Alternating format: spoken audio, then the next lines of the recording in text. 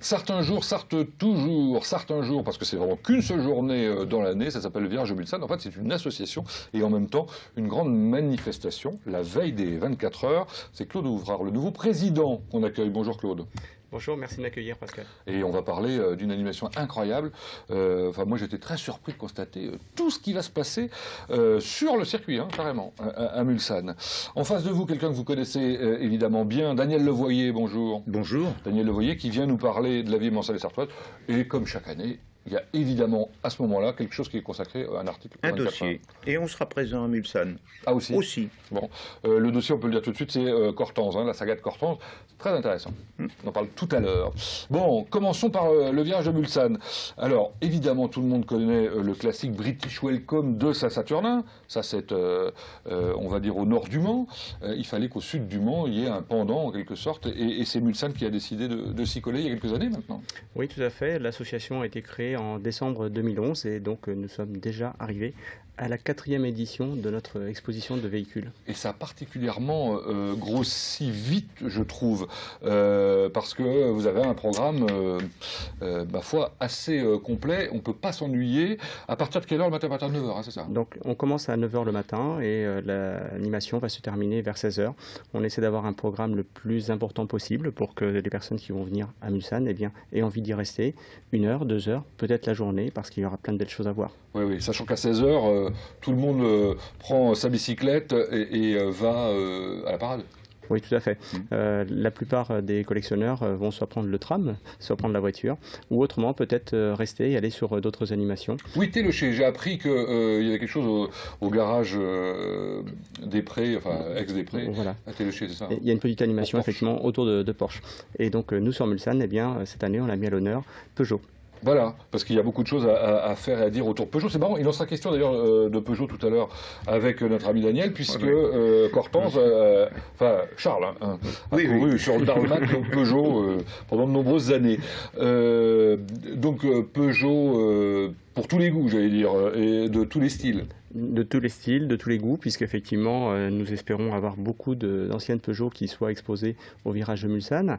Nous avons décidé de faire une vitrine consacrée à Peugeot dans le Virage de Mulsanne, la partie donc, qui est interdite à la circulation, où on pourra retrouver tous les cabriolets Peugeot qui ont été fabriqués.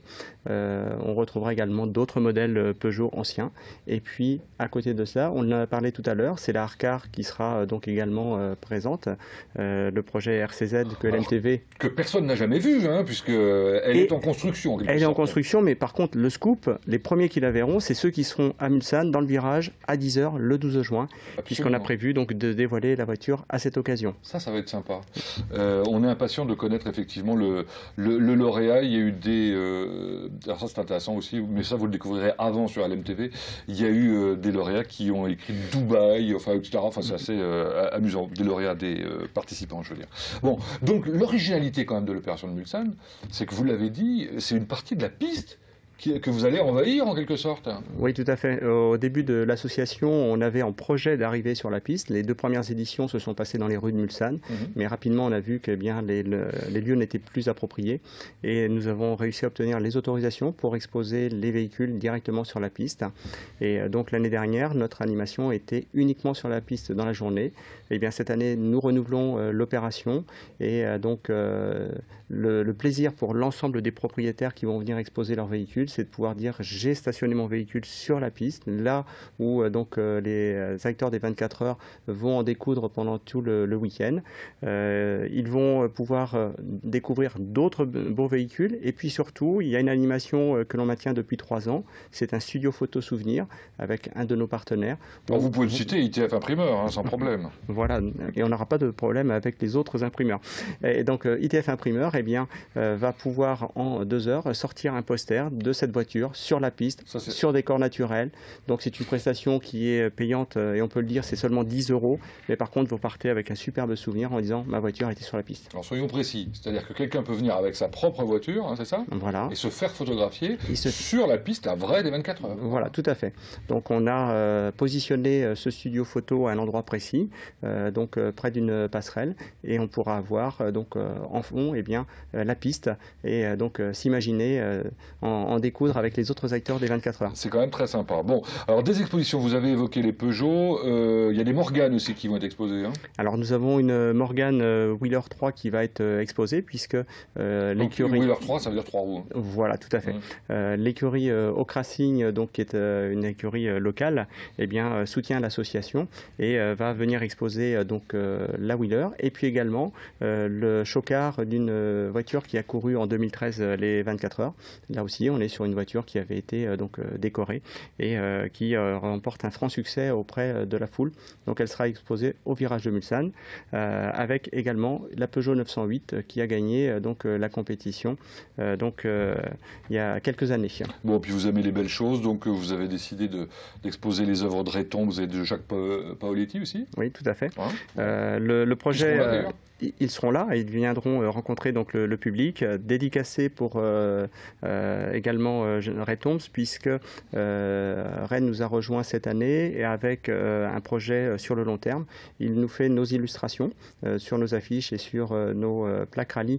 C'est son illustration qui apparaît et donc vous pourrez acheter la plaque rallye et la faire dédicacer en même temps. Donc ça fera un merveilleux souvenir. Vous parlez de dédicace, on sera heureux de retrouver Michel Bonté qui viendra, j'imagine, dédicacer Mes vies en 24 heures de Daniel Poisneau qu'il a écrit avec lui. Tony Ramirez, un pilote de midgets, qui exposera d'ailleurs voilà, tout aussi. à fait. Il viendra avec sa voiture préparée donc, pour cette compétition. Et donc, on aura également donc, Patrick Leget qui sera présent, puisqu'il a préparé donc, dans les années 80 une 309 rallye et qui avait gagné donc, une compétition. Malheureusement, je crois qu'il ne pourra pas venir avec cette voiture parce qu'il ne l'a pas retrouvée depuis. Flûte. Bah oui, il y a des voitures comme ça qui disparaissent, elles réapparaissent 30 ans après, on les vend des millions en plus, c'est ça qui est fou. Mais bon, deux mots rapidement, parce que le temps passe en fait, hein, sur la présentation de projets associatifs. Après, on rappellera que les pilotes, évidemment, viendront aussi les uns après les autres dédicacés. Deux mots sur les trois associations, ou les quatre, Europe Raid, Abidem, l'association Guesselard, puis le virage de Mulsanne, évidemment. Voilà.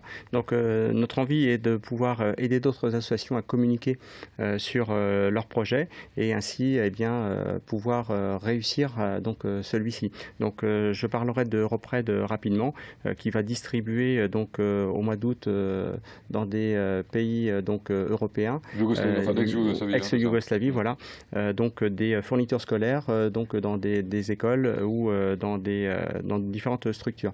Donc il y aura un point de collecte au virage de Mulsanne le 12 juin pour déposer des fournitures scolaires. Bon, pour ce qui est d'Amidem, c'est de la réinsertion. Voilà. Pour des jeunes qui sont en difficulté donc, dans leurs études et qui vont aller sur un projet donc, de piloter une moto ou de préparer une moto pour l'engager donc ensuite. Aux couleurs de Pescarolo, c'est ça l'originalité. Alors, tout à fait. Avec espoir d'avoir Pesca parmi vous. On croise les doigts, mais François Guillon de l'Amidem espère bien faire venir sur son stand au virage de Mulsanne et bien Henri Pescarolo. Et puis les jeunes de Guesselard, alors ça me plaît bien, qui créent carrément leur auto, eux. Oui, donc ils ont un projet depuis quelques années de construire donc leur véhicule et donc c'est un projet qui attire toujours l'attention des pilotes lorsqu'ils viennent en séance de dédicace à Mulsanne et je crois que chaque année ils repartent avec des super souvenirs parce que se faire photographier avec Dindo Capello devant le projet, devant la voiture, ben, je pense que ça marque. Bon, se faire photographier avec Miss 24 heures aussi parce que je crois qu'elle va passer vous voir. Hein. Tout à fait. Bon, donc ça sera donc ses premières sorties de l'année. Elle la réserve à Mulsanne et puis également aux autres partenaires donc, du Maine Libre. Alors pour ce qui est des pilotes, vous avez déjà des certitudes sur la présence de certains équipages ? Alors on a des certitudes sur des écuries, on a des certitudes sur certains pilotes et donc chaque jour eh bien, on a des bonnes nouvelles qui arrivent. C'est la raison pour laquelle eh bien, notre programme s'étoffe et on parlait de nouveautés tout à l'heure 2015 avec nos amis donc, de Classique Automotive. Et bien, nous, notre nouveauté en 2015, c'est un Twitter qui a été mis en place et Virage Mulsanne, pardon, et vous pourrez ainsi y retrouver toutes les nouveautés qui arrivent en dernière minute. Pour répondre à votre question à propos des pilotes, eh bien, on peut parler d'un équipage donc, de Okrasing qui sera présent. Jacques Nicolet ne pouvait pas nous dire exactement quel serait l'équipage, mais il y en aura un qui sera présent. J'ai parlé tout à l'heure d'Indo Capello et il sera accompagné de Emmanuel et Pierrot qui seront présents entre 11h et 12h au virage de Mulsanne parce que Audi souhaite effectivement que ces pilotes ou anciens pilotes soient présents et donc puissent communiquer sur la marque. Nous avons également donc l'écurie américaine ESM Tequila Patron qui sera présente avec 2 équipages. Nous n'avons pas encore calé les horaires. Et puis Just Racing aussi, je crois. Et donc Just Racing, c'est Audi. Et puis donc nous avons également donc l'écurie Murphy Prototype qui devrait être présente avec tout ou partie de son équipage. Mark Patterson sera là à 13h puisqu'il participe. Et puis la petite nouveauté du jour, parce qu'il y a la nouveauté du jour, bien, on a également le team Sardes-Morand donc qui sera présent avec ses 3 pilotes, dont le pilote français Pierre Rague. Parfait. Bon, on n'aura certainement pas tout dit, mais on a, j'espère surtout... On n'aura pas tout dit, mais je voudrais... Voilà, il faut absolument que vous veniez. Et puis, je voudrais également d'ores et déjà remercier... L'accès est gratuit ? L'accès est totalement gratuit. Ah oui, on fait une manifestation qui est conviviale, festive, avec des animations musicales, avec plein d'animations. On veut que vraiment les spectateurs prennent du plaisir juste avant la course des 24 heures. Et pour qu'on réussisse, eh bien, il faut que l'on ait des partenaires, 31 partenaires, que je tiens à remercier ce soir. Ah, vous n'avez pas tous les cités, parce je ne les cite pas tous, et je ne citerai pas individuellement donc, les 110 bénévoles, parmi lesquels il y a 18 commissaires de piste qui seront présents et qui seront là pour faire la circulation sur la piste, pour donc permettre le stationnement des véhicules. Et ce sont donc des commissaires qui vont faire le spectacle parce qu'ils seront en tenue, ils seront avec les sifflets et avec les drapeaux. Merci Claude Ouvrard. Merci à vous. Tout le monde sera là-bas à Mulsanne, c'est sûr, et notamment l'infiltré du dimanche d'ailleurs, qui va venir y faire un petit tour pour être diffusé le mercredi suivant. Deuxième partie.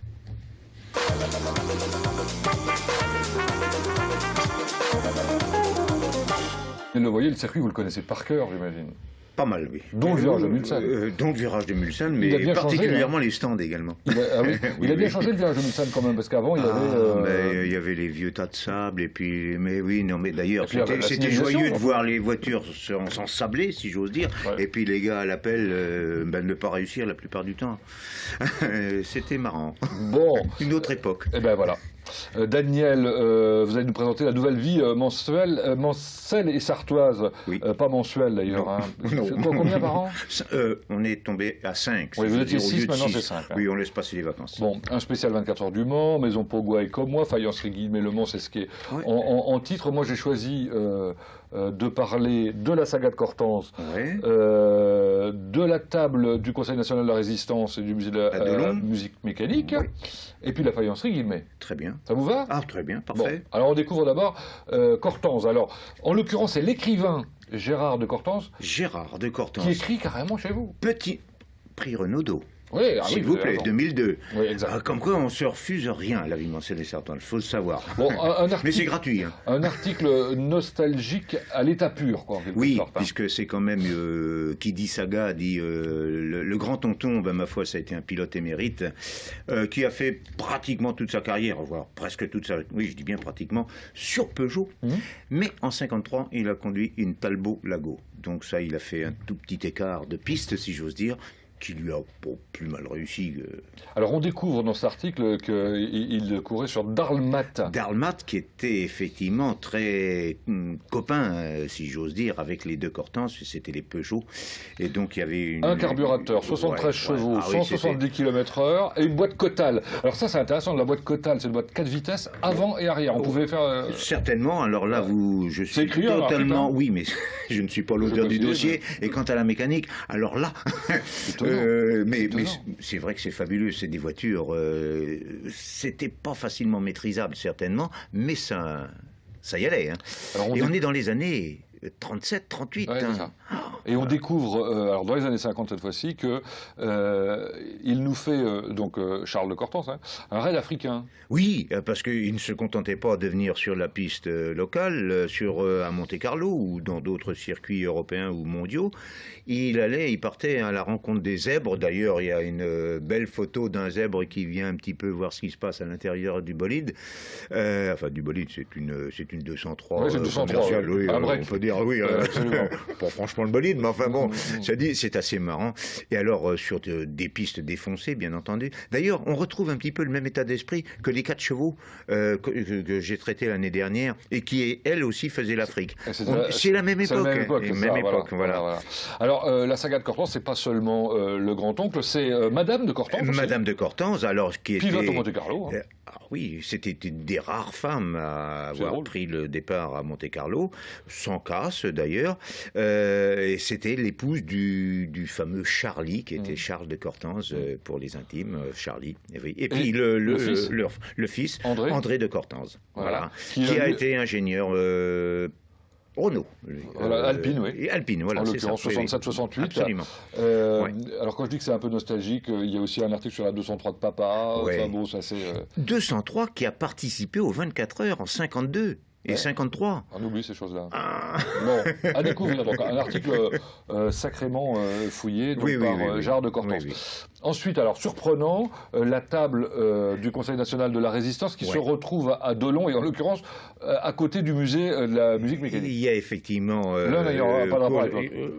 Non, pas de rapport direct, mais celui qui nous présente les instruments étonnants de musique mécanique à Dolon, eh bien c'est le petit-fils de René Corbin, qui était l'un des compagnons de route de... du préfet, oui. Je cherche son nom. Jean Moulin. Jean Moulin. Voilà. Où ai-je la tête? Bien sûr, Jean Moulin, et qui était effectivement, ils se sont réunis à 19, le premier Conseil national de la résistance, c'était le 27 ou 23 mai 43. À Paris, 48 rue du Four, effectivement, 48 rue du Four à Paris. Et c'est une table, même foi, historique, qui était restée à Saint-Côme-en-Véret, chez la mamie, et puis qu'il a eu le grand plaisir de restaurer et de mettre les noms des participants, dont le dernier survivant, qui était M. Chambéran, disparu lui aussi. Alors ça permet à Francis Landier, qui écrit l'article, de faire aussi un article sur un endroit extraordinaire. C'est justement le musée de la musique mécanique. Le musée de la musique mécanique, puisque la table est au premier et le musée est au rez-de-chaussée, avec des instruments un peu plus bizarres les uns que les autres. Il y a 200 objets. Hein. Oui, objets important, sans parler de toute la bimbeloterie, si j'ose dire, dans vitrine, et le bar des années 1920. D'ailleurs, on peut y boire un verre, ou un café, etc. Tout est Alors, prévu moi, j'ai noté que ces instruments depuis le XVIIIe siècle, avec piano, accordéon, batterie, orchestre, limonaire, mécanique, tout mécanique, ça, oui. Boîte à musique, jukebox, gramophone, polyphone, scopitone. Alors là, ça, c'est le manche-disque, si j'ose dire. C'est ça. Bastringue, phonographe, orgue de barbarie, des automates. Il y a même une salle de cinéma pour diffuser des films. Effectivement, ils font une rétro un petit peu. Alors, s'il y en a encore en Sarthe, au moins qui ne connaissent pas, allez-y, courez-y. Et puis allez-y pour Philippe Corbin aussi. Oui, c'est un personnage. C'est un personnage, Philippe Corbin. C'est un personnage. Voilà.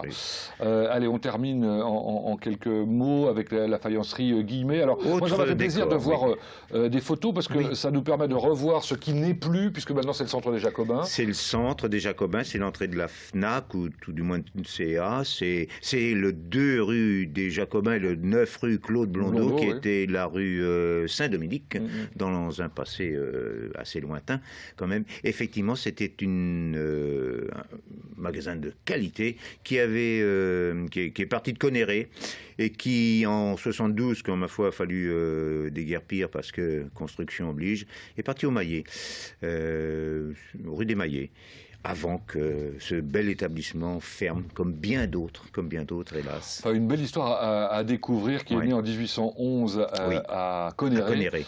Et vous verrez, c'est signé Jean-Pierre de la Perrelle. Jean-Pierre de la Perrelle, eh oui. De rédacteur en chef, il est passé rédacteur. Tout simplement. Fouillé de fond. Oui, tout est fouillé chez nous. Évidemment, comme d'habitude. C'est donc le dernier Vie, Moncel et Sartoise.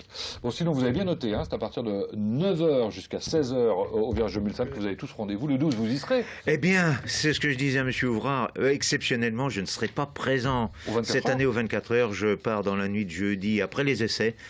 Je vais voir la Suisse. Très bien. Pour revenir le lundi soir. Vous allez voir Tsonga alors, c'est ça? Bah, il sera peut-être encore... Non, ça sera fini. Il sera resté en France parce qu'il aura gagné Roland Garros. Bah, on lui souhaite, évidemment. Oui. Merci, messieurs. Merci. Dans un instant, notre invité intensément sartois s'appelle Max Pasleg.